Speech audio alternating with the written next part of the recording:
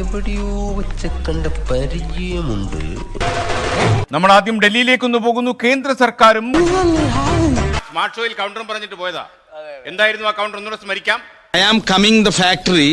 One elephant crossed the road. Papan and the elephant fighting. Then I am late. Santhosh Pandit ഒരു മണ്ടനാണോ മിടുക്കനാണോ? കണ്ടിട്ട് മനസ്സിലാത്തവരോട് പറഞ്ഞാൽ മനസ്സിലാവുമെന്ന് ഞാൻ ചോദിച്ചു. രാജസാഹിബ്, താങ്കൾ ആരാണ് എന്നൊരാൾ ചോദിക്കുന്നിരിക്കട്ടെ, താങ്കൾ എന്ത് പറയും? താൻ ആരാണെന്ന് തനിക്കറിയാൻ മേലെങ്കിൽ താൻ എന്നോട് ചോദിക്കുക താൻ ആരാണെന്ന്.